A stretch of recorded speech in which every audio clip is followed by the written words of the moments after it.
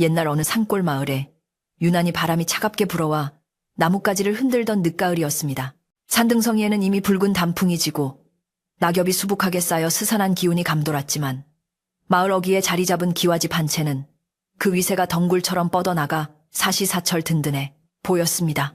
그 집은 이 마을에서 가장 넓은 땅을 가지고 있다는 최부자의 집이었는데 곳간에는 쌀가마니가 천장에 닿을 듯 쌓여 있고 담장 너머로는 고소한 기름 냄새가 끊이지 않았습니다.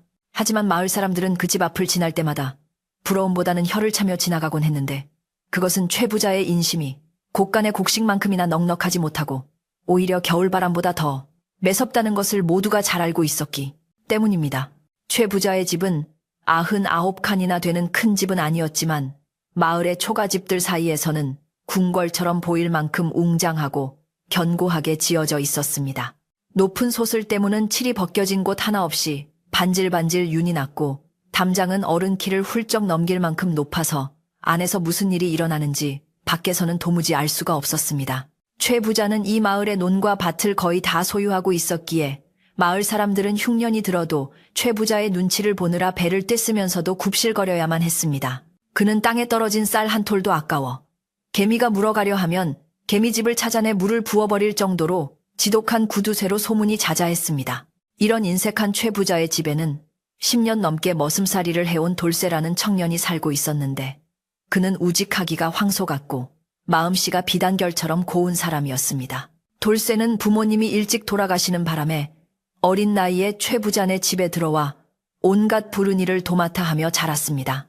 새벽 닭이 울기도 전에 일어나 소여물을 쓰고 마당을 쓸고 산에 가서 나무를 해오는 고된 일과 속에서도 돌쇠는 불평 한마디 하는 법이 없었습니다.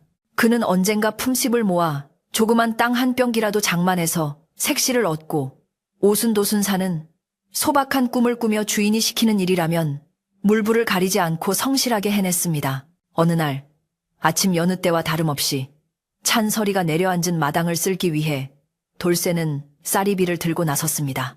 밤새 불어닥친 바람 때문에 마당에는 누런 은행잎과 마른 지푸라기들이 어지럽게 널려 있었고 공기는 입김이 하얗게 서릴 정도로 차가웠습니다. 돌쇠는 빗자루질을 할 때마다 사그락거리는 소리에 마음을 싣고 주인이 일어나 나오기 전에 마당을 깨끗이 치워야겠다는 생각으로 부지런히 비질을 했습니다.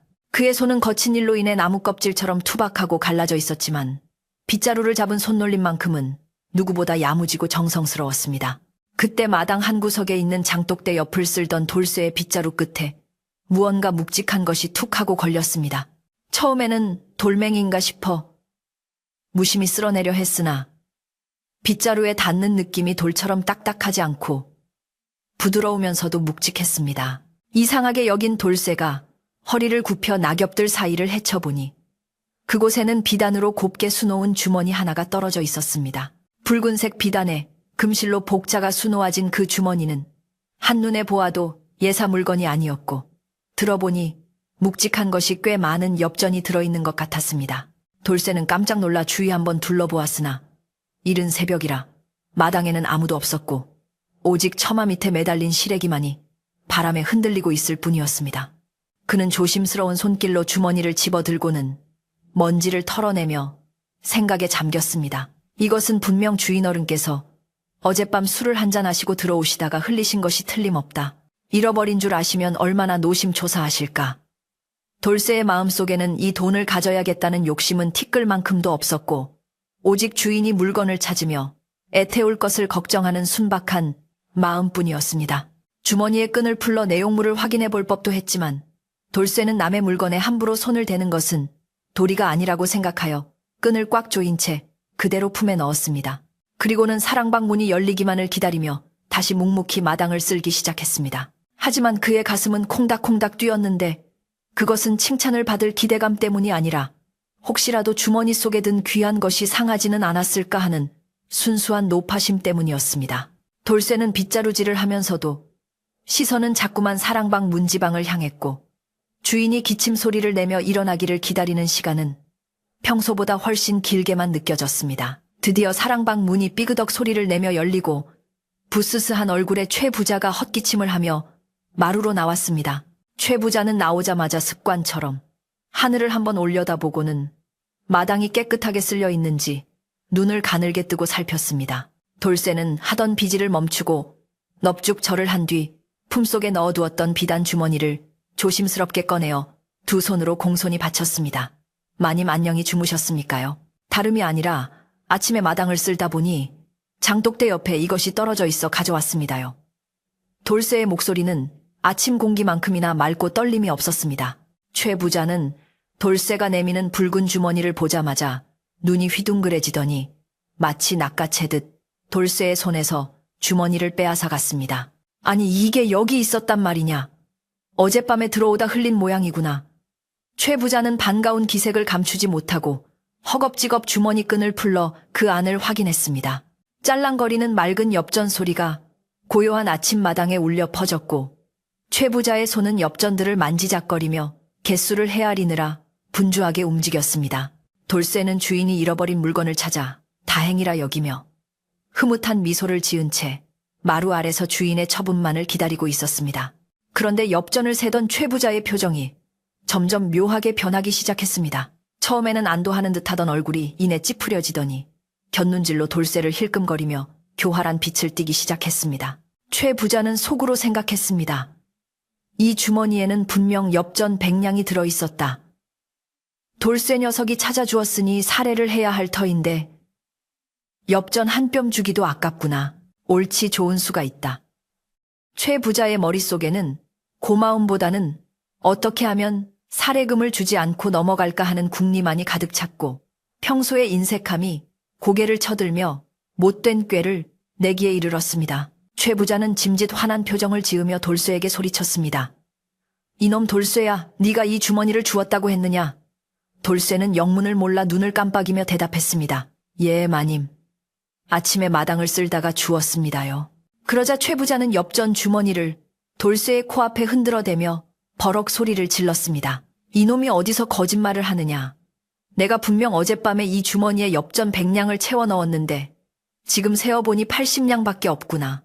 나머지 20냥은 내 놈이 슬쩍 한 것이 아니냐. 돌쇠는 하늘이 무너지는 듯한 충격을 받았습니다.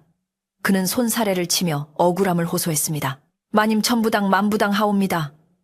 저는 맹세코 주머니끈을 풀어보지도 않았습니다. 주운 그대로 가져다 드린 것뿐입니다요. 그러나 이미 마음을 먹은 최 부자의 귀에는 돌쇠의 진심 어린 호소가 들리지 않았습니다. 오히려 최 부자는 더욱 목소리를 높여 마당이 떠나가라. 고래고래 소리를 질렀습니다. 내 놈이 내 돈을 훔치고도 오리발을 내미는구나. 정직하게 가져왔으면 상이라도 주려 했건만 주인의 돈에 손을 대다니 괘씸하기 짝이 없도다.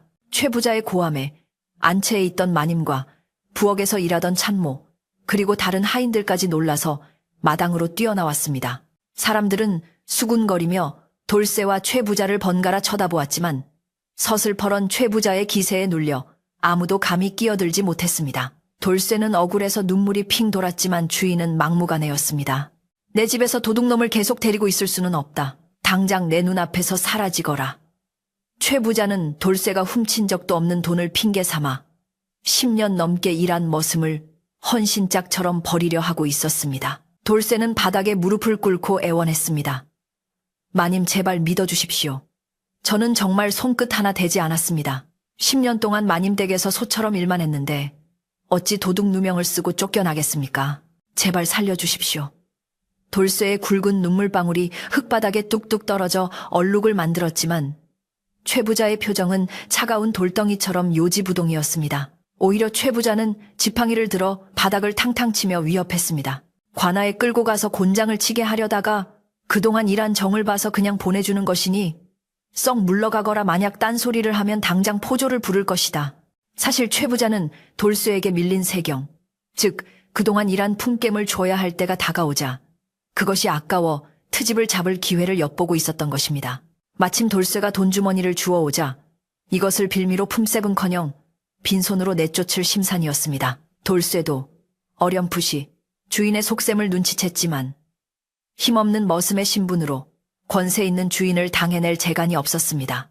주위의 하인들도 돌쇠가 결백하다는 것을 알고 있었으나 자신들도 쫓겨날까 두려워 고개를 숙이고 애써 외면할 뿐이었습니다. 결국 돌쇠는 짐조차 제대로 챙기지 못한 채 대문 밖으로 밀려나야 했습니다. 자, 여기 네가 입고 있던 옷까지는 가져가게 해줄 테니 다시는 이 근처에 얼씬도 하지 마라. 최 부자는 돌쇠의 등 뒤에 대고 소금을 뿌리며 악담을 퍼부었습니다. 쾅하는 소리와 함께 육중한 대문이 굳게 닫히자 돌쇠는 망연자실하여 대문 앞에 한참을 서 있었습니다. 10년이라는 긴 세월을 바쳐 일한 집에서 도둑이라는 불명예스러운 누명을 쓰고 쫓겨난 현실이 믿기지 않아 그는 닫힌 문을 멍하니 바라볼 수밖에 없었습니다. 차가운 늦가을 바람이 돌쇠의 얇은 옷깃 사이로 파고들어 살을 내는 듯했습니다. 하늘은 아침인데도 잔뜩 흐려 있어 금방이라도 눈이 쏟아질 것 같았고 돌쇠의 마음에도 시린 겨울이 닥쳐왔습니다. 그는 주머니에 손을 넣어보았지만 만져지는 것은 흙먼지뿐 돈 한 푼도 없었습니다. 갈 곳도 없고 반겨줄 피부치 하나 없는 처지가 되니 서러움이 북받쳐 올라 목이 메었습니다. 하지만 그는 대문 앞에서 울고 있을 수만은 없었습니다. 최 부자가 포조를 부른다는 말이 빈말이 아닐 수도 있었기에 어디로든 몸을 피해야만 했습니다. 마을 사람들은 담 너머로 쫓겨난 돌쇠를 훔쳐보며 안타까워했습니다. 저 착한 돌쇠가 도둑질을 했을 리가 없는데 최 부자 욕심에 희생양이 되었구먼. 그러게 말이야. 10년 세경을 떼어 먹으려고 작정을 한 게지. 천벌을 받을 위인 같으니라고. 사람들은 입을 모아 최 부자를 비난했지만 누구 하나 나서서 돌쇠를 자신의 집으로 데려가 재워주겠다고 나서는 사람은 없었습니다. 최 부자의 눈 밖에 나면 소작을 붙이지 못하게 될까봐 두려웠기 때문입니다. 인심은 곳간에서 난다는 옛말처럼 가난한 마을 사람들은 마음은 있어도 돌쇠를 도울 형편이 못 되었습니다. 돌쇠는 터덜터덜 마을길을 걸어 나왔습니다. 익숙한 논길과 밭길이 오늘따라 낯설고 멀게만 느껴졌습니다. 자신이 땀 흘려 가꾼 밭이랑들을 바라보며 그는 깊은 한숨을 내쉬었습니다. 이제 이 마을에서는 살 수가 없겠구나. 산 넘고 물 건너 아무도 모르는 곳으로 가야지. 돌쇠는 정든 마을을 등지고 산 쪽으로 발걸음을 옮겼습니다. 배에서는 꼬르륵 소리가 났지만 먹을 것을 구할 방법도 없었습니다. 그의 그림자가 길게 늘어지며 쓸쓸한 뒷모습을 더욱 애처롭게 만들었습니다. 마을 어귀에 있는 늙은 느티나무 아래서 돌쇠는 잠시 멈춰 섰습니다. 그리고는 자신이 쫓겨난 최 부자의 기와집을 마지막으로 돌아보았습니다. 굴뚝에서는 아침 밥 짓는 연기가 모락모락 피어오르고 있었는데 그 평화로워 보이는 풍경이 돌쇠의 가슴을 더욱 아프게 후벼 팠습니다. 내가 지은 쌀로 밥을 해먹으면서 나를 이리도 모질게 내치시다니. 돌쇠는 맺힌 눈물을 소매로 훔치고는 이를 악물고 산길로 접어들었습니다. 바람은 점점 거세지고 하늘에서는 기어이 하얀 눈발이 하나둘 흩날리기 시작했습니다. 산길은 험하고 가팔랐습니다. 낙엽이 쌓여 길이 어디인지 분간하기 힘들었고 앙상한 나뭇가지들이 돌쇠의 옷자락을 잡아채며 가지 말라고 붙잡는 듯 했습니다. 그러나 돌쇠는 멈추지 않고 걷고 또 걸었습니다. 어디로 가야 할지 목적지도 정하지 않은 채 그저 마을에서 멀어지기 위해 발을 움직일 뿐이었습니다. 해는 어느덧 서산으로 넘어가고 있었고 산속의 어둠은 마을보다 훨씬 빨리 찾아오고 있었습니다.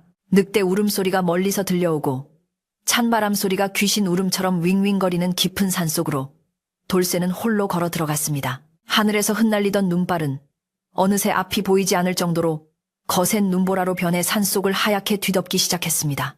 돌쇠는 옷깃을 단단히 여미고 몸을 웅크린 채 걸음을 옮겼지만 매서운 산바람은 옷 속을 파고들어 살을 애는 듯한 추위를 안겨주었습니다.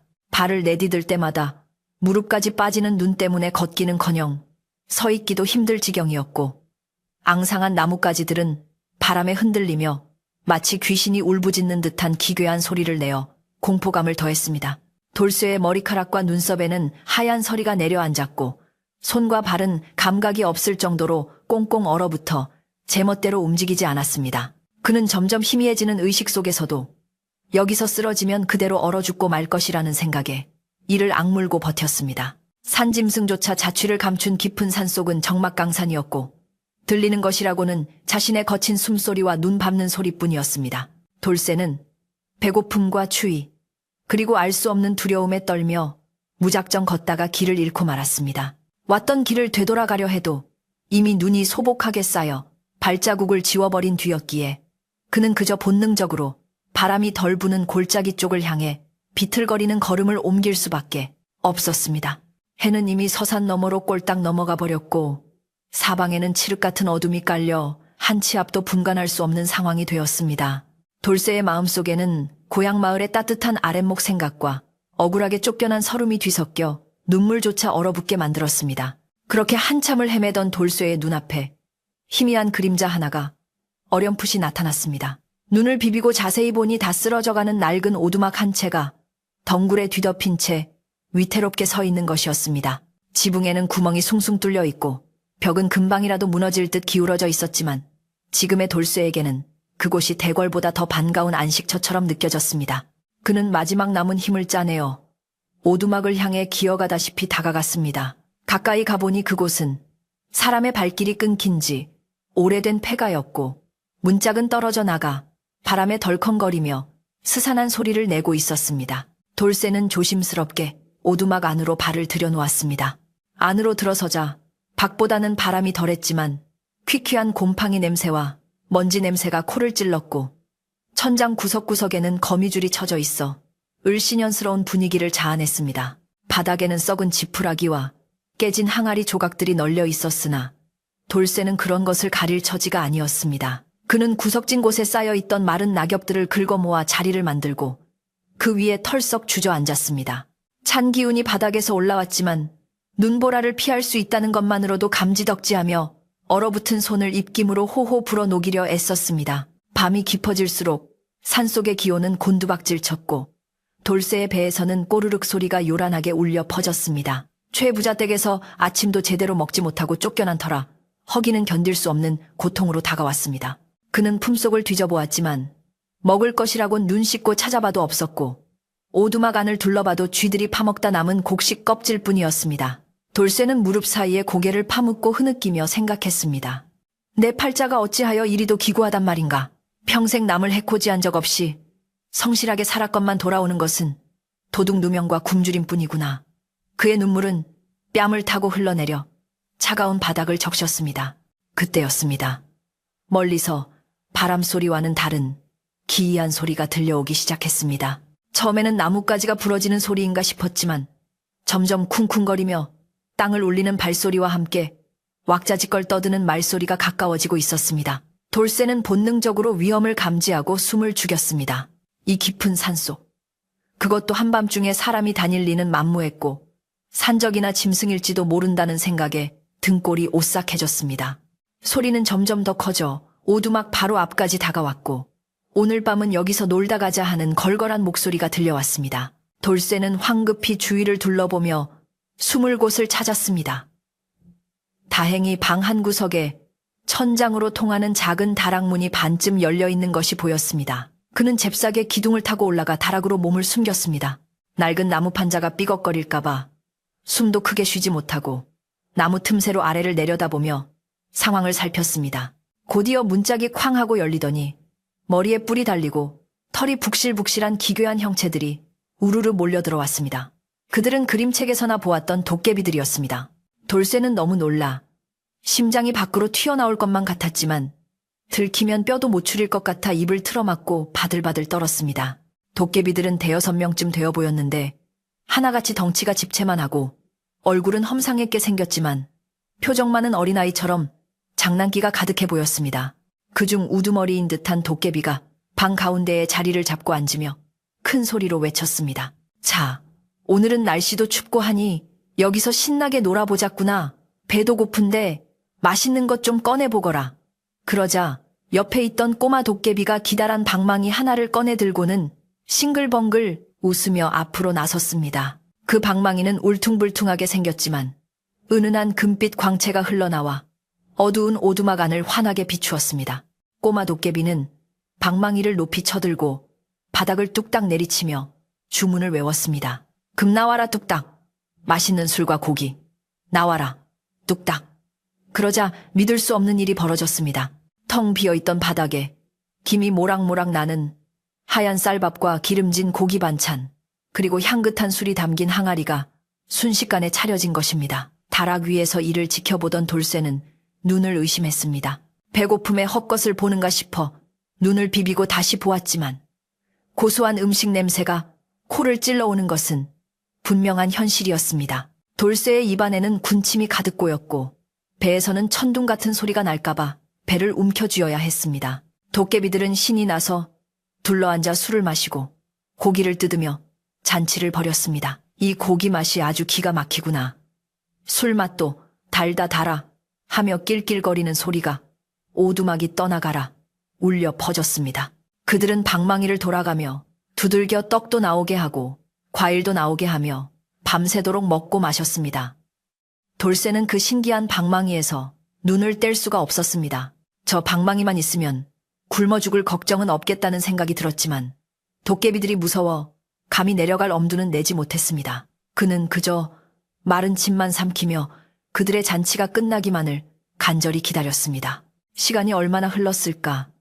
도깨비들은 배가 부른지 하나둘씩 바닥에 드러누워 코를 골기 시작했습니다. 어떤 도깨비는 노래를 부르고 어떤 도깨비는 덩실덩실 춤을 추기도 하며 난장판을 벌였습니다.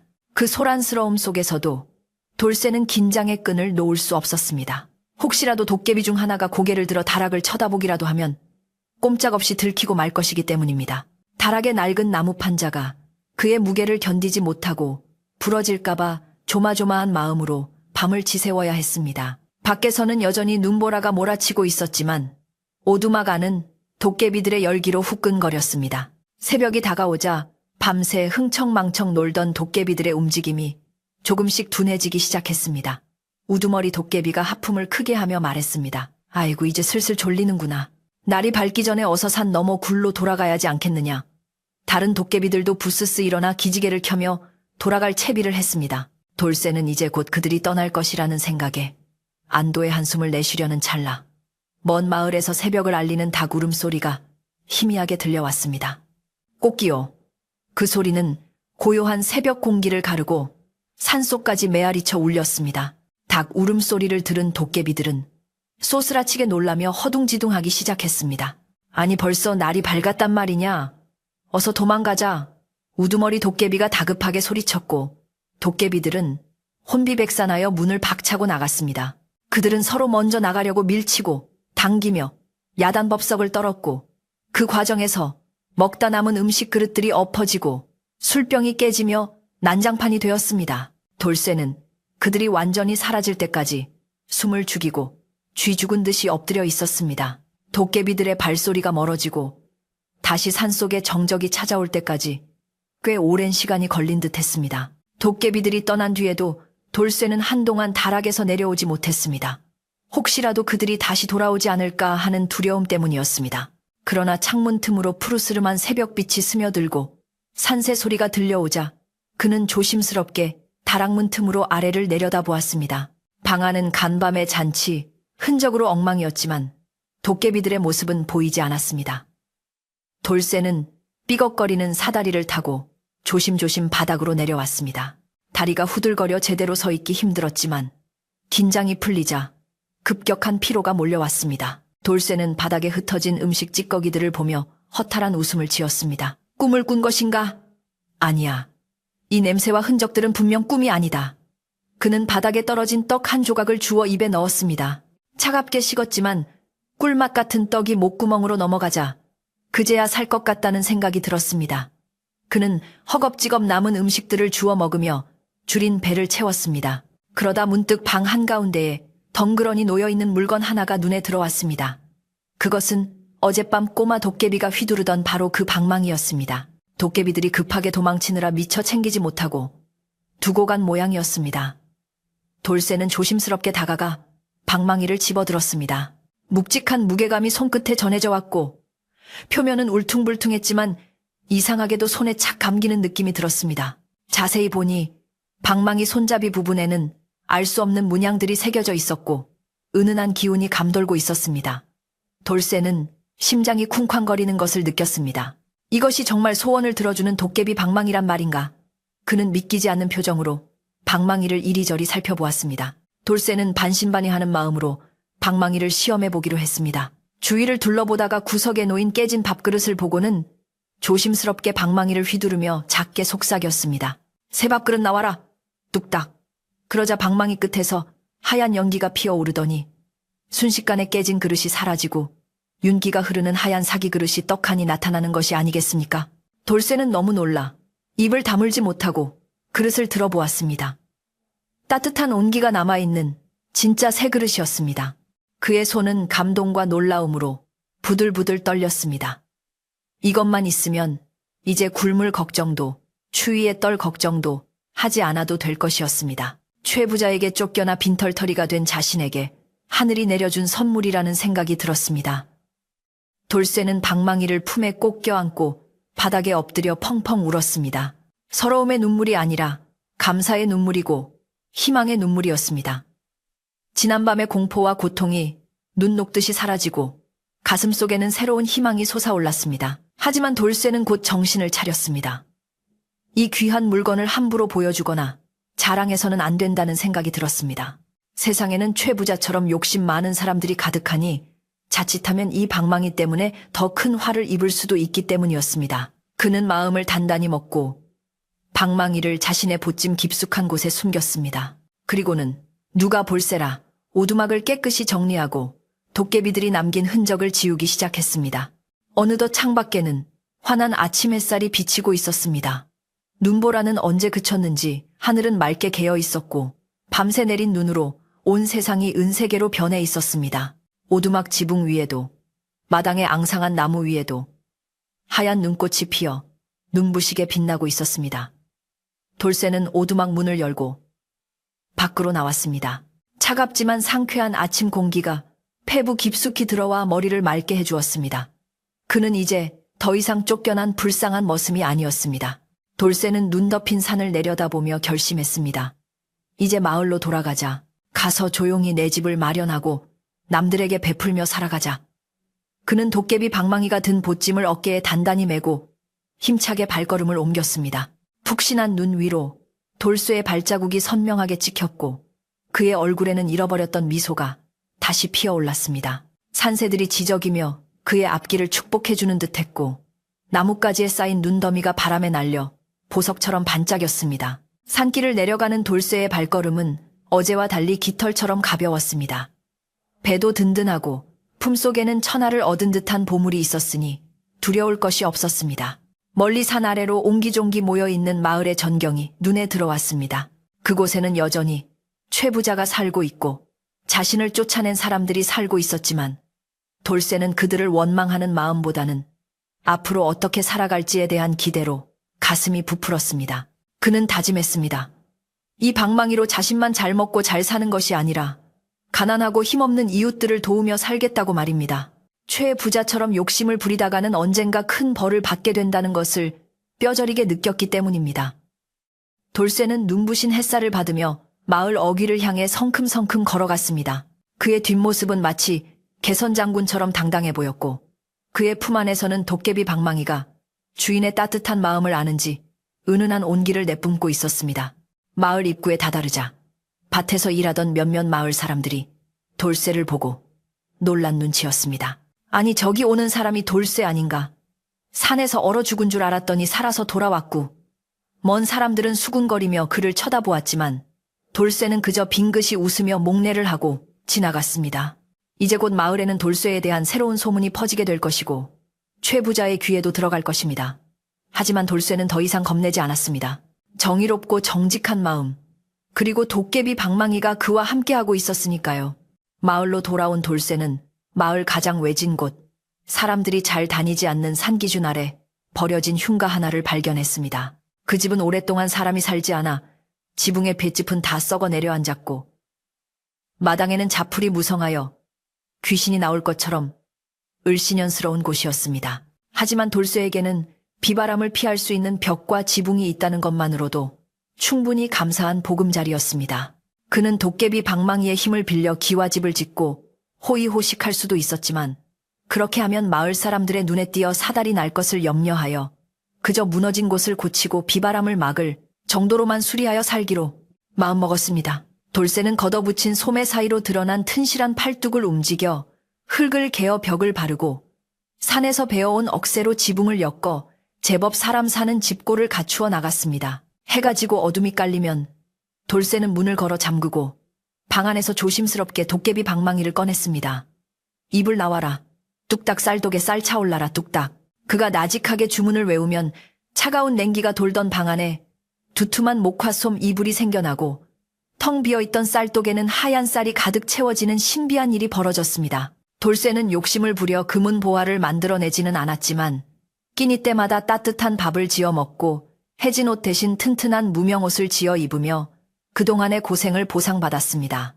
10년 머슴살이 동안 한 번도 느껴보지 못한 배부름과 등 따스함이 찾아오자 돌쇠의 얼굴에는 어느덧 기름기가 흐르고 혈색이 돌아 예전보다 훨씬 훤칠해 보였습니다. 겨울이 깊어질수록 마을 사람들의 살림살이는 팍팍해져만 갔습니다. 지난 가을 추수가 신통치 않았던 데다 최 부자의 소작료 독촉이 심해져 끼니를 잊지 못하고 굶주리는 집들이 하나둘 늘어나고 있었습니다. 찬바람이 불면 사람들은 옷깃을 여미고 종종 걸음으로 집에 들어가기 바빴고 마을 전체에는 밥 짓는 연기조차 구경하기 힘들 정도로 적막감이 감돌았습니다. 그런데 유독 마을 끝자락 돌쇠가 새로 들어간 그 허름한 초가집 굴뚝에서만은 하루도 빠짐없이 모락모락 연기가 피어올랐습니다. 그 연기 속에서는 구수한 밥 냄새와 고소한 국 냄새가 섞여 나와 바람을 타고 마을 어귀까지 퍼져나갔는데 배고픈 마을 사람들의 코를 자극하기에 충분했습니다. 사람들은 삼삼오오 모여 수군거리기 시작했습니다. 이복에 저기 산밑 흉가에 돌쇠가 들어갔다지. 그런데 그 집에서는 매일같이 고기 굽는 냄새가 난다네. 우물가에서 물을 길어 올리던 아낙네들이 걱정 반 부러움 반 섞인 목소리로 이야기를 나누었습니다. 빈손으로 쫓겨난 사람이 무슨 돈이 있어서 저리 잘 먹고 산단 말인가? 혹시 최 부자 말이 사실이었던 건 아닐까? 처음에는 돌쇠를 동정하던 사람들도 자신들은 굶주리는데 돌쇠 혼자 잘 먹고 산다는 사실을 눈으로 확인하자 마음속에서 의심의 싹이 트기 시작했습니다. 사람의 마음이란 참으로 간사하여 남의 불행은 위로하기 쉬워도 남의 행복은 있는 그대로 봐주기가 어려운 법이었습니다. 소문은 발없는 말이 되어 천리를 간다더니 돌쇠에 대한 이야기는 눈덩이처럼 불어나 온 마을을 뒤덮었습니다. 밤마다 그 집에서 쿵쿵거리는 소리가 들린다더라. 어떤 날은 비단 옷을 입고 마당을 거니는 걸 봤다더라. 하는 확인되지 않은 헛소문까지 더해져 돌쇠는 어느새 마을 사람들의 경계, 대상이 되어가고 있었습니다. 개울가 빨래터에서도 사랑방에 모인 남정네들의 술자리에서도 안주거리는 오로지 돌쇠의 갑작스러운 풍요였습니다. 사람들은 돌쇠가 정말로 최 부자의 돈을 훔쳐 숨겨두었다가 이제야 꺼내 쓰는 것이라고 믿는 눈치였고 그를 바라보는 시선에는 예전의 따뜻함 대신 차가운 시기와 질투가 서려 있었습니다. 그러던 어느 날 해질녘 돌쇠의 집 살인문 밖에서 누군가 헛기침을 하는 소리가 들렸습니다. 돌쇠가 방문을 열고 나가보니 옆집에 사는 꼬부랑 할머니가 지팡이를 짚고 서 있었습니다. 이 할머니는 돌쇠가 어릴 적 부모를 잃고 울고 있을 때 몰래 누룽지를 쥐어주며 등을 토닥여주던 마을에서 유일하게 돌쇠를 친손자처럼 아껴주던 분이었습니다. 돌쇠는 버선발로 뛰어나가 할머니를 부축해 방 안으로 모셨습니다. 할머니 추운데 어찌 여기까지 오셨습니까? 어서 아랫목에 앉으십시오. 돌쇠는 따뜻한 숭늉을 대접하며 할머니의 언손을 녹여드렸습니다. 할머니는 돌쇠가 내어준 숭늉을 한 모금 마시고는 주름진 손으로 돌쇠의 손을 꼭 잡으며 걱정스러운 눈빛으로 말문을 열었습니다. 돌쇠야, 내 오늘 너에게 꼭 해줄 말이 있어 왔다. 마을 돌아가는 꼴이 심상치 않아서 말이다. 할머니의 목소리는 떨리고 있었고 깊게 패인 주름 사이로 근심이 가득했습니다. 너도 알다시피 최 부자 내 귀에 네가 떵떵거리고 산다는 소문이 들어갔단다. 사람들이 입을 모아 네가 훔친 돈으로 집을 사고 호강을 한다고 떠들고 있어. 돌쇠는 가슴이 철렁 내려앉았지만 짐짓 태연한 척하며 할머니의 눈을 바라보았습니다. 할머니, 저는 맹세코 최 부자 댁 돈에 손을 댄 적이 없습니다. 하늘이 알고 땅이 아는 일입니다. 돌쇠의 단호한 대답에 할머니는 고개를 끄덕이면서도 한숨을 내쉬었습니다. 나는 너를 믿는다. 네가 그럴 아이가 아니라는 걸 내가 왜 모르겠느냐. 하지만 세상 인심이라는 게 그렇지가 않아. 최 부자는 네가 훔친 돈으로 호의호식한다고 믿고 벼르고 있다는구나. 당장이라도 들이닥쳐서 집을 뒤지고 너를 관아에 넘기겠다고 날뛰고 있어. 할머니의 말은 단순한 걱정이 아니라 곧 닥쳐올 폭풍우를 예고하는 경고였습니다. 돌쇠는 자신이 처한 상황이 생각보다 훨씬 위태롭다는 것을 깨달았습니다. 할머니는 품속에서 헝겊에 싼 주먹밥 2개를 꺼내놓으며 말을 이었습니다. 혹시라도 무슨 병고가 생기면 일단 몸부터 피하거라. 최 부자는 돈 앞에서는 피도 눈물도 없는 사람이야. 네가 아무리 결백하다고 해도 곤장을 맞고 옥살이를 하게 될지도 모른다. 할머니의 눈가에는 물기가 어려 있었습니다. 평생을 남의 집 머슴으로 살다 이제 겨우 발 뻗고 누울 곳을 마련한 돌쇠가 또다시 억울한 일을 당할까봐 노파심에 밤잠을 설치고 찾아오신 것이었습니다. 돌쇠는 할머니의 따뜻한 마음에 목이 메어 잠시 말을 잇지 못하다가 이내 결연한 표정으로 대답했습니다. 걱정 마십시오, 할머니. 저는 죄 지은 것이 없으니 당당하게 맞설 겁니다. 이번에는 절대로 그냥 당하고만 있지 않을 것입니다. 할머니가 돌아가신 뒤 돌쇠는 방 안에 홀로 앉아 깊은 생각에 잠겼습니다. 도깨비 방망이는 그에게 풍요를 가져다 주었지만 동시에 예상치 못한 위험도 불러왔습니다. 그는 방망이를 꺼내 물끄러미 바라보았습니다. 투박하고 거친 표면 속에서 신비한 기운이 꿈틀거리고 있었습니다. 피한다고 해결될 일이 아니다. 내가 도망치면 사람들은 정말로 내가 도둑질을 했다고 믿겠지. 돌쇠는 더 이상 물러서지 않기로 결심했습니다. 그는 방망이를 방바닥 깊숙한 곳, 구들장 및 비밀 공간에 숨겨두고는 다가올 일을 대비해 마음을 다잡았습니다. 밖에서는 거친 바람이 문풍지를 흔들며 윙윙거렸지만 돌쇠의 눈빛은 흔들림 없이 빛나고 있었습니다. 한편 마을 한가운데 으리으리한 기와집 사랑방에서는 최 부자가 불그락푸르락한 얼굴로 술상을 앞에 두고 앉아 있었습니다. 방금 전 하인 하나가 달려와 돌쇠네 집 굴뚝에서 고기 굽는 냄새가 진동하고 돌쇠가 윤기 흐르는 새 옷을 입고 다닌다고 고자질을 했기 때문입니다. 최 부자는 술잔을 바닥에 내동댕이 치며 소리를 질렀습니다. 네, 이놈 그게 정말이냐.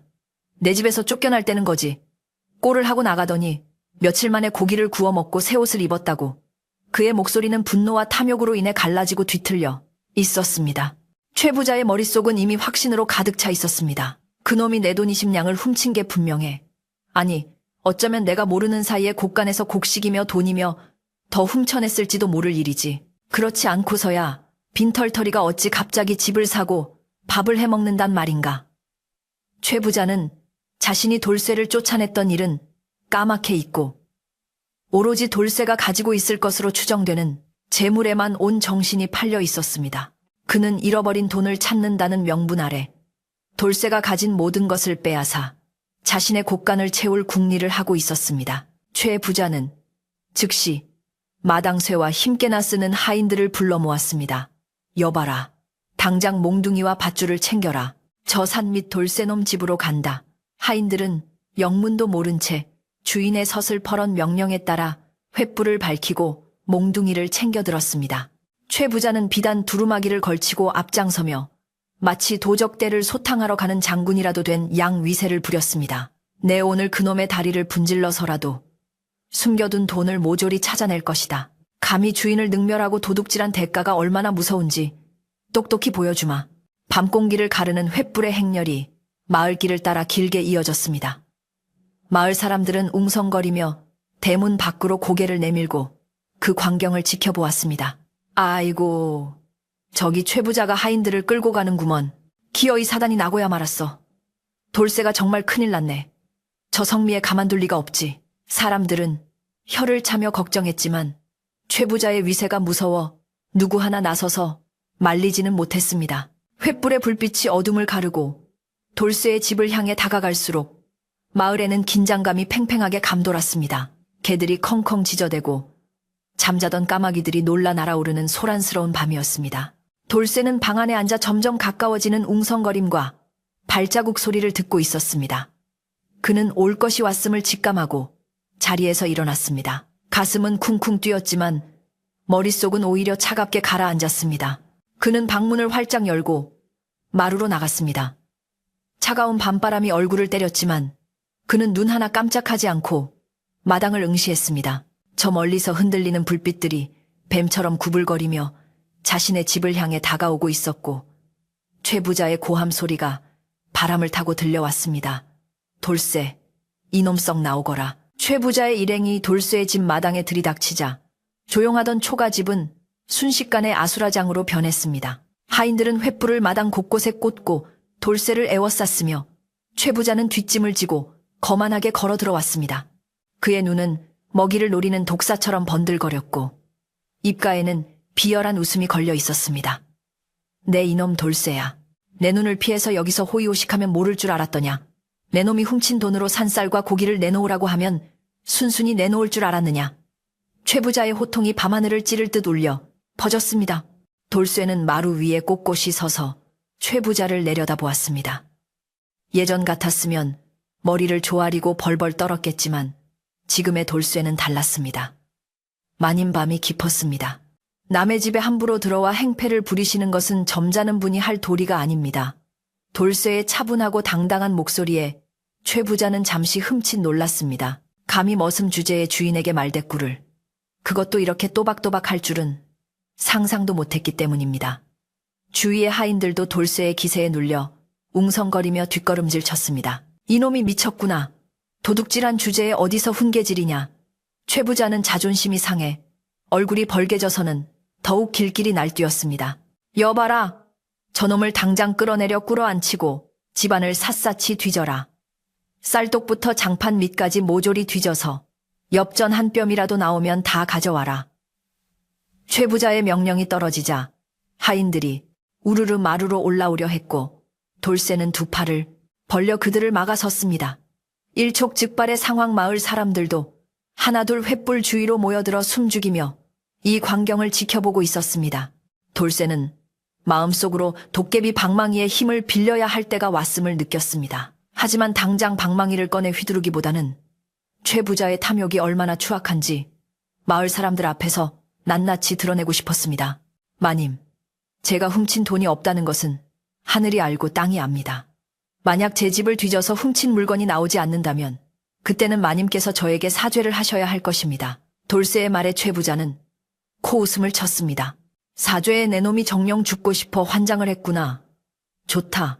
만약 아무것도 나오지 않는다면 내 손에 장을 지지 마. 최 부자는 자신이 이길 것이라 확신하며 기세등등하게 소리쳤습니다. 그는 돌쇠가 아무리 발버둥 쳐봤자 자신의 손바닥 아니라고 생각했습니다. 그러나 그는 모르고 있었습니다. 돌쇠에게는 세상의 어떤 권력보다도 강력한 도깨비 방망이가 있다는 것을, 그리고 그 방망이는 욕심쟁이에게는 가혹한 벌을 내리는 물건이라는 것을 말입니다.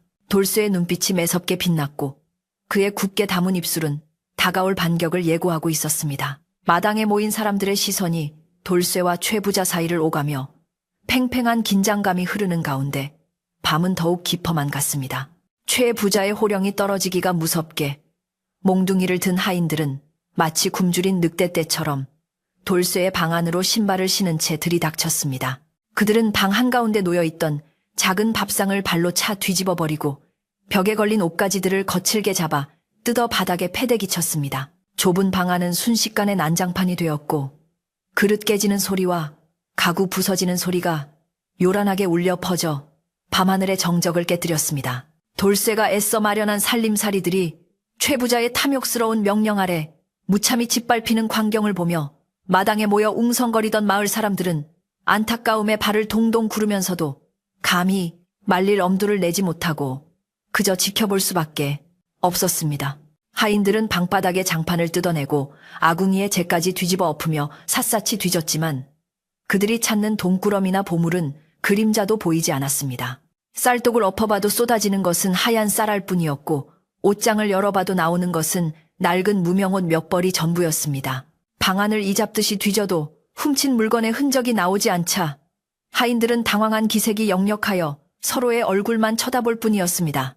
이 난리통에도 돌쇠는 마루 한 구석에 묵묵히 서서 자신의 보금자리가 엉망진창이 되는 것을 슬픈 눈으로 바라보며 입술을 꾹 깨물고 참아내고 있었습니다. 한참을 뒤지던 하인 우두머리가 최 부자 앞으로 다가와 쭈뼛거하며 보고했습니다. 마님 방안이며 부엌이며 샅샅이 뒤져보았으나 엽전 한 뼘 나오지 않습니다요. 숨겨둔 돈은 없는 것 같습니다. 그 말을 들은 최 부자의 얼굴은 믿을 수 없다는 듯이 일그러지더니 이내 불그락부르락하며 분노로 가득 찼습니다. 그는 자신의 예상이 빗나갔다는 사실을 인정하기 싫었고 무엇보다 많은 마을 사람들이 보는 앞에서 자신의 체면이 구겨졌다는 생각에 견딜 수가 없었던 것입니다. 최 부자는 지팡이로 땅을 내리치며 고래고래 소리를 질렀습니다. 이 멍청한 놈들아, 눈을 어디다 달고 다니는 게냐? 땅을 파서라도 찾아내란 말이다. 최 부자는 씩씩거리는 숨을 몰아쉬며 돌쇠에게 성큼성큼 다가갔습니다. 그리고는 다짜고짜 돌쇠의 멱살을 잡고 거칠게 흔들어대며 윽박질렀습니다. 이 교활한 놈아 내 놈이 돈을 어디다 빼돌렸느냐? 땅속 깊이 파묻었느냐? 아니면 산속 어느 굴에 숨겨두었느냐? 바른 대로 되지 않으면 오늘 내 놈의 뼈가 성하지 못할 것이다. 최 부자의 눈은 광기로 번들거렸고 튀어오른 침이 돌쇠의 얼굴에 튀었습니다. 돌쇠는 멱살을 잡힌 채로 최 부자의 눈을 똑바로 응시하며 차분하지만 힘있는 목소리로 대답했습니다. 마님, 제가 말씀드리지 않았습니까? 저는 훔친 것이 없으니 나올 것도 없습니다. 이제 그만 돌아가 주십시오. 하지만 이미 이성을 잃은 최 부자의 귀에 돌쇠의 말이 들어올 리 없었습니다. 최 부자는 하인들에게 명령하여 돌쇠를 마당 한가운데 꿇어앉히고 멍석말이라도 할 기세였습니다. 여봐라, 이놈을 당장 묶어라. 내 돈을 훔친 것도 모자라 감히 주인을 기만하려 들다니 매타작을 해서라도 자백을 받아내야겠다. 하인들이 밧줄을 들고 쭈뼛쭈뼛 다가오자 마을 사람들 사이에서는 아이고, 사람 잡겠네. 저러다 돌쇠 죽는 거 아니야 하는 비명 섞인 탄식이 터져 나왔습니다. 돌쇠는 더 이상 참을 수 없다고 판단했습니다. 자신의 결백을 증명하고 이 무모한 폭력을 멈추게 하려면 이제는 숨겨두었던 마지막 방법을 써야 할 때가 온 것입니다. 돌쇠는 자신을 묶으려는 하인들의 손을 뿌리치고 벌떡 일어섰습니다. 평소 순하기만 하던 돌쇠에게서 뿜어져 나오는 서슬, 퍼런 기운의 하인들은 움찔하며 뒤로 물러났습니다. 돌쇠는 마루 밑 깊숙한 곳, 돌을 괴어 만든 비밀 공간으로 성큼성큼 걸어가더니 그곳에서 보자기에 쌓인 길쭉한 물건을 꺼내 들었습니다. 그것은 바로 그가 산속 오두막에서 얻어온 도깨비 방망이였습니다. 돌쇠가 보자기를 풀어 헤치자 투박하지만 은은한 금빛 광채가 흘러나오는 방망이가 모습을 드러냈습니다. 어두운 마당을 밝히는 신비한 빛에 최 부자도 하인들도 구경하던 마을 사람들도 모두 숨을 죽이고 그 물건을 주시했습니다. 이것이 무엇이냐? 최 부자가 눈을 휘둥그레 뜨며 물었습니다. 방망이에서 뿜어져 나오는 기운이 예사롭지 않음을 직감한 최 부자의 눈빛이 순식간에 바뀌었습니다. 방금 전까지 돌쇠를 도둑으로 몰던 분노는 온데간데 없고 기이한 물건을 향한 새로운 탐욕이 이글거리기 시작했습니다. 돌쇠는 방망이를 높이 들어 보이며 마을 사람들에게 외쳤습니다. 여러분 보시다시피 저는 최 부자 댁의 돈을 훔치지 않았습니다.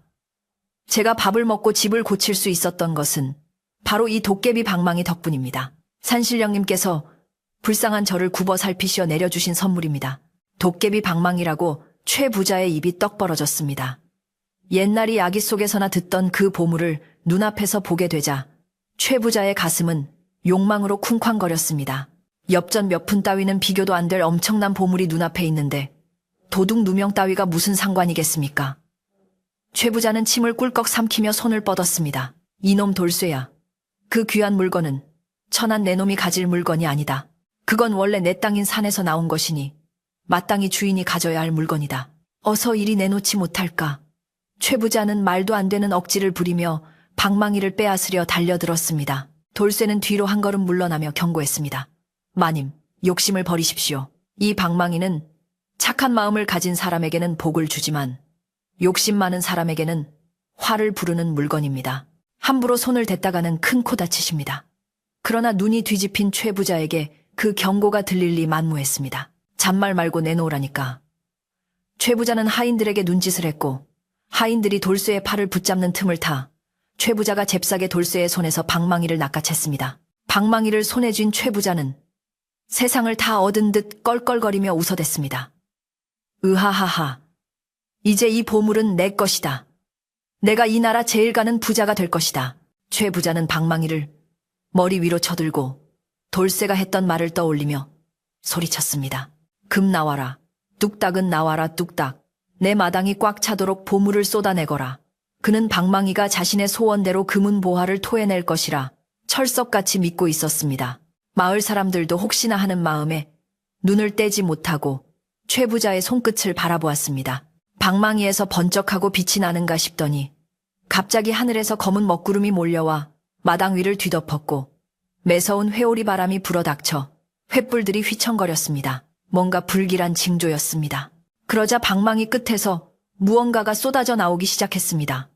하지만 그것은 최 부자가 기대했던 찬란한 금덩어리가 아니었습니다. 푸드득 철퍼덕하는 소리와 함께 지독한 악취를 풍기는 누런 똥물이 분수처럼 뿜어져 나와 최 부자의 머리 위로 쏟아졌습니다. 으아, 이게 뭐야?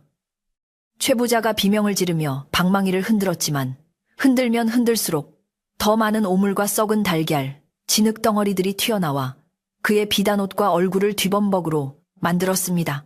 고소한 냄새가 진동하던 마당은 순식간에 코를 쥐게 만드는 악취로 가득 찼습니다.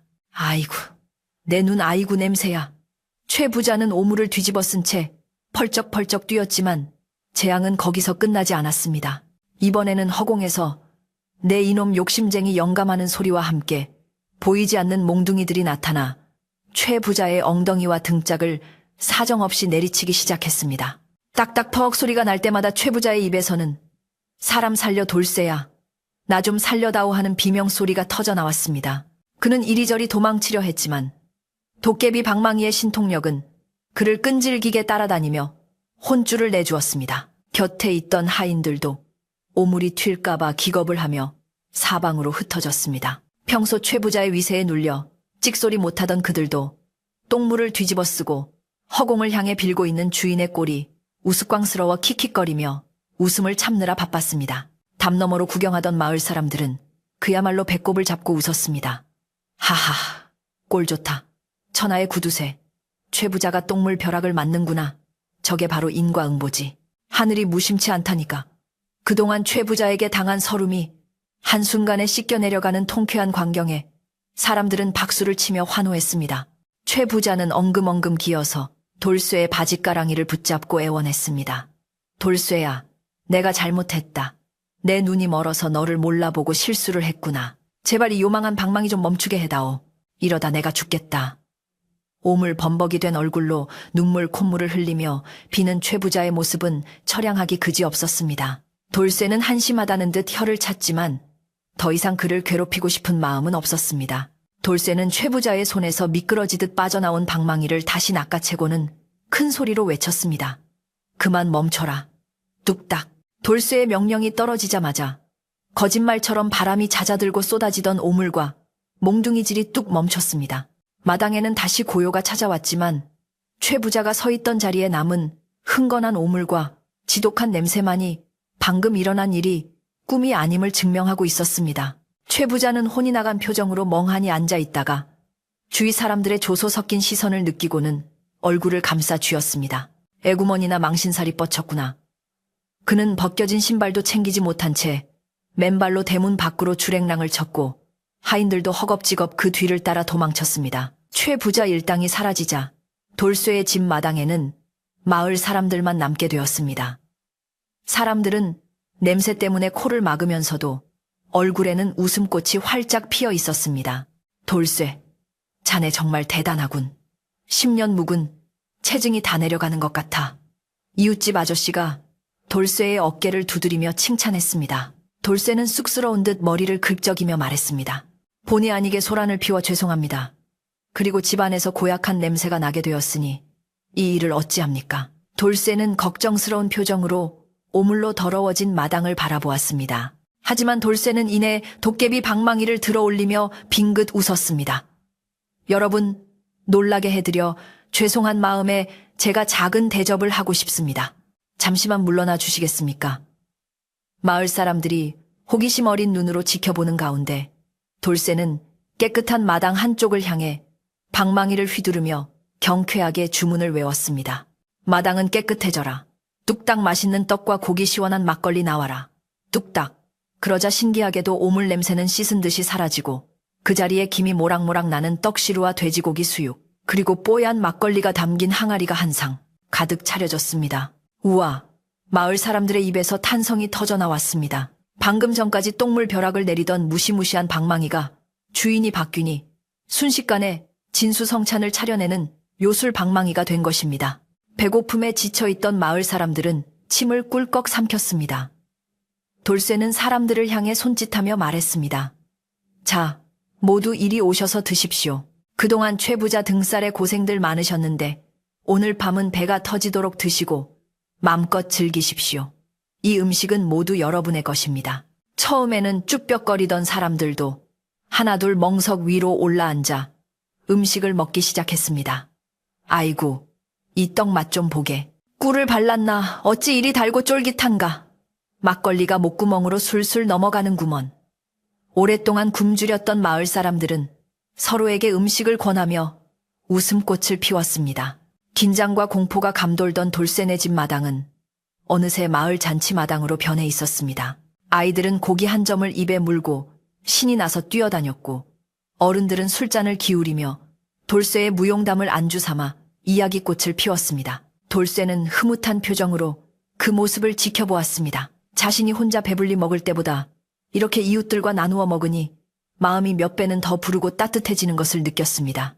그는 한쪽 구석에서 조용히 막걸리 한 잔을 들이켰습니다. 10년 넘게 남의 집 머슴으로 살며 구박만 받던 그가 이제는 마을 사람들에게 베풀 수 있는 사람이 되었다는 사실이 꿈만 같았습니다. 밤하늘의 달도 구름 사이로 얼굴을 내밀어 왁자지껄한 잔치마당을 환하게 비춰주며 돌쇠의 앞날을 축복하는 듯 했습니다. 잔치는 밤이 이슥하도록 계속되었습니다. 최 부자가 들이닥쳤을 때의 험악했던 분위기는 온데간데 없고 사람들의 얼굴에는 평온함과 즐거움만이 가득했습니다. 돌쇠의 진실이 밝혀지고 악독한 최 부자가 벌을 받고 굶주린 이웃들이 배를 채우는 이 완벽한 결말에 모두가 행복해했습니다. 돌쇠는 이제 더 이상 외톨이가 아니었습니다. 그는 마을의 영웅이자 넉넉한 인심을 가진 이웃으로 사람들 마음속에 깊이 자리 잡게 되었습니다. 새벽이 가까워지자 사람들은 부른 배를 두드리며 하나둘 집으로 돌아갔습니다. 돌쇠야 잘 먹었다. 정말 고맙네. 복받을 걸세 자네는 정말 복받을 사람이야. 사람들의 따뜻한 인사가 돌쇠의 가슴을 뭉클하게 했습니다. 텅 빈 마당에 홀로 남은 돌쇠는 뒷정리를 하며 도깨비 방망이를 다시 깨끗한 보자기에 정성스럽게 쌌습니다.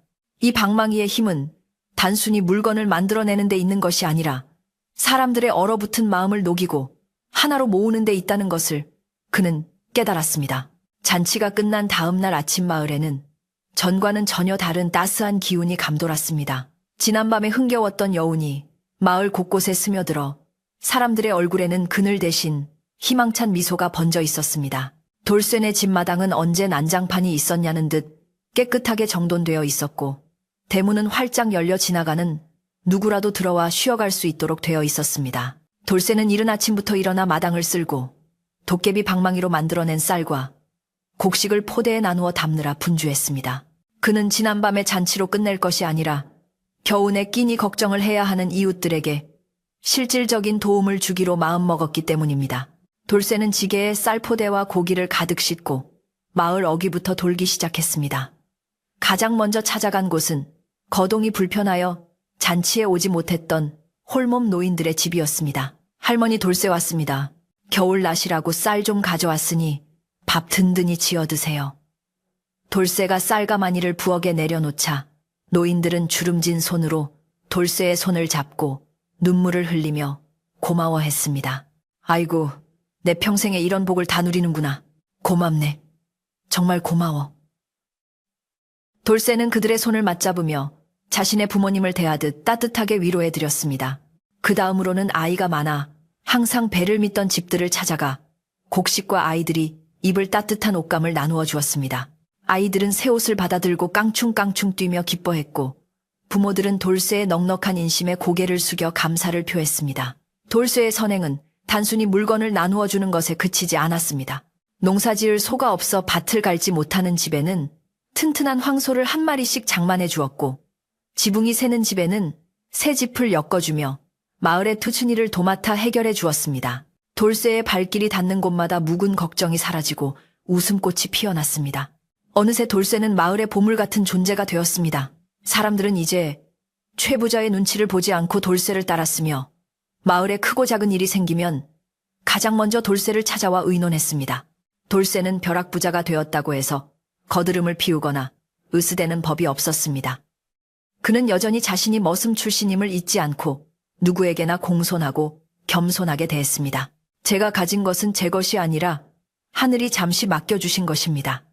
다 같이 잘 살라고 주신 것이니 나누는 게 당연하지요. 그의 말 한마디 한마디에는 진심이 담겨 있어 사람들의 마음을 더욱 깊이 움직였습니다. 반면 마을 한가운데 으리으리한 기와집인 최 부자의 집은 마치 흉가처럼 적막강산으로 변해갔습니다. 똥물 벼락을 맞고 도망친 그날 이후 최 부자는 창피해서 대문 밖으로 콧배기도 비치지 못했습니다. 소문은 꼬리에 꼬리를 물고 이웃 마을까지 퍼져나가 최 부자는 똥부자라는 불명예스러운 별명까지 얻게 되었습니다. 하인들조차 주인의 덕없음을 한탄하며 하나둘 짐을 싸서 떠나버렸고 넓은 기와집에는 최 부자 부부만 덩그러니 남아 쓸쓸함을 달래야 했습니다. 최 부자는 방 안에 틀어박혀 끙끙 앓아누웠습니다. 몸에 묻은 오물 냄새는 아무리 씻어도 지워지지 않는 것 같았고 무엇보다 돌쇠에게 당한 망신살이 화병이 되어 가슴을 꽉 막히게 했습니다. 내 팔자야, 머슴놈에게 당하고 온 동네 조롱거리가 되다니. 그는 밤마다 이불을 뒤집어 쓰고 분통을 터뜨렸지만 닫힌 대문 안으로 찾아오는 이는 아무도 없었습니다. 예전에는 뇌물을 들고 찾아오던 사람들도 소작을 부탁하러 오던 농부들도 모두 발길을 끄는 지 오래였습니다. 돈과 땅이 있어도 인심을 잃으니 곁에 남는 사람이 아무도 없다는 사실을 뼈저리게 느끼게 된 것입니다. 그러던 어느 날 최 부자의 병세가 깊어져 위독하다는 소문이 마을에 돌았습니다. 의원을 부를 사람도 없어 안방마님이 발을 동동 구른다는 소식에 마을 사람들은 자업자득이지 뿌린 대로 거두는 법이야 라며 혀를 찼습니다. 하지만 돌쇠의 생각은 달랐습니다. 그는 소식을 듣자마자 집으로 돌아와 도깨비 방망이를 꺼냈습니다. 그리고는 정성스럽게 주문을 외웠습니다. 병을 낫게 하는 귀한 산삼과 약재. 나와라. 뚝딱 방망이 끝에서 향긋한 약재 냄새가 풍기는 귀한 약초들이 한가득 쏟아져 나왔습니다. 돌쇠는 약재를 정성스럽게 다려 약탕기에 담고 죽을 쑤어 최 부자의 집으로 향했습니다. 굳게 닫힌 최 부자네 대문 앞에서 돌쇠가 이리 오너라 하고 부르자 수척해진 모습의 최 부자 부인이 놀란 눈으로 문을 열어주었습니다. 돌쇠는 아무 말 없이 약탕기와 죽을 꺼내며 말했습니다. 마님 어르신께서 편찮으시다는 이야기를 들었습니다. 이 약을 드시면 기운을 차리실 겁니다. 원수나 다름없는 사람에게 약을 지어 온 돌쇠의 마음에 부인은 감동하여 눈물을 흘렸습니다. 최 부자는 돌쇠가 보낸 약을 받아 들고 한참을 멍하니 바라보았습니다. 자신이 그토록 괴롭히고 내쫓았던 머슴이 자신이 가장 비참할 때 도움의 손길을 내밀어 줄 줄은 꿈에도 생각지 못했던 것입니다. 그는 떨리는 손으로 약을 마시고 따뜻한 죽을 넘기며 뜨거운 눈물을 흘렸습니다. 그 눈물은 그동안의 탐욕과 아집을 씻어내리는 참회의 눈물이었습니다. 내가 정말 잘못 살았구나. 사람 귀한 줄 모르고 돈만 쫓다가 천벌을 받은 게야. 최 부자는 바닥을 치며 통곡했습니다. 며칠 뒤 기력을 회복한 최 부자가 지팡이를 짚고 돌쇠의 집을 찾아왔습니다. 마을 사람들이 호기심 어린 눈으로 지켜보는 가운데 최 부자는 돌쇠 앞에서 무릎을 꿇으려 했습니다. 돌쇠는 깜짝 놀라 황급히 최 부자를 일으켜 세웠습니다. 어르신 이러시면 안 됩니다. 어서 일어나십시오. 그러나 최 부자는 고개를 숙인 채 떨리는 목소리로 말했습니다. 돌쇠야, 아니 돌쇠님, 내가 죽을 죄를 지었네. 자네가 아니었으면 나는 쓸쓸히 죽었을 것이야. 내 지난날의 잘못을 용서해주게. 최 부자는 품에서 문서 한 장과 돈 주머니를 꺼내 내밀었습니다. 이것은 자네가 10년간 일한 세경에 이자를 쳐서 넣은 돈이고 이 문서는 자네가 살고 있는 이 집터와 밭의 문서일세. 내 작은 성인이 부디 받아주게. 그것은 최 부자가 평생 처음으로 남에게 베푸는 진심 어린 사과이자 보상이었습니다. 돌쇠는 잠시 망설이다가 최 부자의 간곡한 청에 못 이겨 그것을 받아들였습니다. 어르신 마음을 돌려주셔서 감사합니다. 앞으로는 마을 사람들과 함께 어울려 사시면 좋겠습니다. 그날 이후 최 부자는 완전히 딴 사람이 되었습니다. 곡간 문을 활짝 열어 굶주리는 사람들에게 곡식을 나누어 주고 소작료를 대폭 낮추어 농부들의 시름을 덜어주었습니다. 거만하던 태도는 사라지고 마을 사람들을 만나면 먼저 허리 굽혀 인사하는 겸손한 노인이 되었습니다.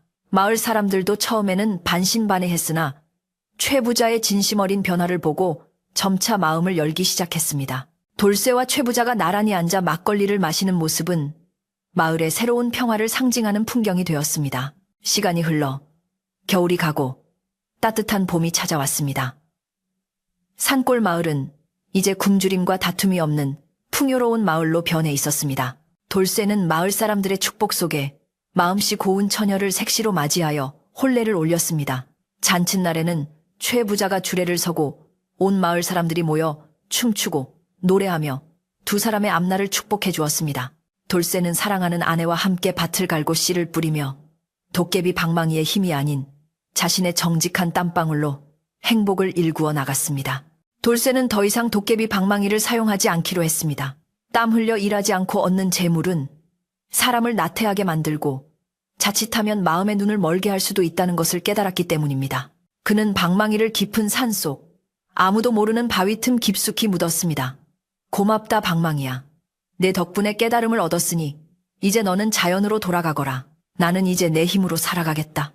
돌쇠는 홀가분한 마음으로 산을 내려왔습니다. 세월은 유수와 같이 흘러 돌쇠는 백발이 성성한 할아버지가 되었습니다. 그의 집 마당에는 손자 손녀들이 뛰놀고 마을은 여전히 인심 좋고 살기 좋은 곳으로 이름나 있었습니다. 돌쇠는 가끔 아이들을 무릎에 앉히고 옛날 이야기를 들려주곤 했습니다. 산속 오두막에서 도깨비들을 만난 이야기, 욕심쟁이 최 부자가 똥물 벼락을 맞은 이야기를 해주면 아이들은 까르르 웃으며 즐거워했습니다. 하지만 돌쇠가 가장 강조하는 것은 방망이의 신비한 능력이 아니었습니다. 얘들아, 도깨비 방망이보다 더 귀한 보물은 바로 착하고 정직한 마음이란다. 욕심을 부리면 가진 것도 잃게 되지만 남과 나누면 없던 복도 굴러 들어오는 법이지. 아이들은 할아버지의 말씀을 들으며 밤하늘의 별처럼 초롱초롱한 눈을 빛냈습니다. 돌쇠의 이야기는 바람을 타고 전해져 마을 사람들 마음속에 나눔이라는 보이지 않는 방망이를 하나씩 심어주었습니다. 그래서 이 마을은 흉년이 들어도 굶어 죽는 사람이 없고 누군가 슬픈 일을 당하면 내일처럼 위로해주는 따뜻한 정이 넘쳐 흘렀습니다. 밤이 깊었습니다. 창밖에는 풀벌레 소리가 자장가처럼 들려오고 달빛은 은은하게 세상을 비추고 있습니다. 정직한 마음 하나로 도깨비 방망이보다 더 큰 기적을 만들어낸 돌쇠처럼 여러분의 마음속에도 따뜻한 사랑과 희망이 가득 차오르기를 바랍니다. 오늘 하루도 수고 많으셨습니다. 부디 편안하고 따뜻한 꿈 꾸시길 바랍니다.